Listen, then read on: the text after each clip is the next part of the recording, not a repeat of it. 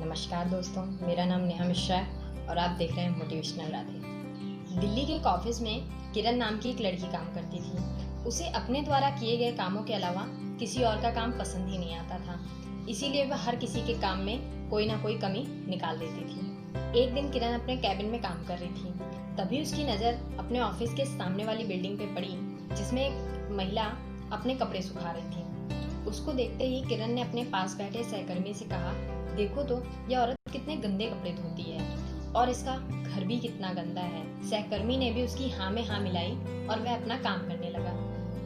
अब तो रोज जब भी वह महिला अपनी बिल्डिंग की बालकनी में कपड़े सुखाने आती तो किरण उसमें रोज कोई ना कोई कमी निकालती और उसकी आसपास की चीजों को गंदा कहती। कुछ दिनों तक ऐसे ही चलता रहा। एक दिन किरण उस औरत को बैठकर देख ही रही थी, तभी उसका बॉस उसके कैबिन में आ गया। किरण को बॉस के आने का पता भी नहीं चला, क्योंकि किरण उस औरत को बहुत ध्यान से देख रही थी। बॉस ने उसे टोकते हुए कहा, किरण आप कहाँ देख रही हैं? क्या आपका मन आपके काम में नहीं लग रहा?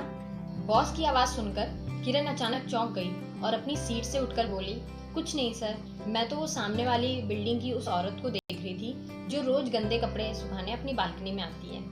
बॉस ने भी उस औरत, उसकी बिल्डिंग और उसके कपड़ों पर नजर डाली। तभी किरण फिर बोली, देखो तो सर, अपने काम के प्रति लोग कितने लापरवाह होते हैं। वह महिला जो भी कपड़े सुखाती है वो गंदे ही होते हैं। उसकी बिल्डिंग भी बहुत गंदी धूल भरी दिखाई देती है और जो कपड़े उस महिला ने पहन रखे हैं वो भी गंदे हैं। बॉस उस औरत को कुछ ध्यान से देखने लगे और मुस्कुराने लगे। किरण से ये देखकर रहा नहीं गया तो उसने सर से पूछा, सर आप इस औरत को देखकर मुस्कुरा क्यों रहे हैं? मेरी तो आज तक ये समझ में नहीं आया, ये औरत इतनी गंदी रह कैसे लेती है? किरण के पूछने पर बॉस मुस्कुराते हुए बोले, आपके इन प्रश्नों का उत्तर मैं कल दूंगा। कल जब आप इस महिला को कपड़े सुखाते हुए देखें तो आप मुझे बुला लेना। यह कहकर बॉस चले गए। किरण अब भी ये सोच रही है कि आखिर बॉस मुस्कुरा क्यों रहे थे। अगला दिन आया। रोज की तरह किरण अपने कैबिन में बैठी थी। जैसे ही वो औरत अपने कपड़े सुखाने बालकनी में आई, किरण की नजर उस पर पड़ गई। अरे ये क्या? किरण यह देखकर चौंक गई और उसने देखा कि वो महिला आज तो कितने साफ कपड़े सुखा रही है।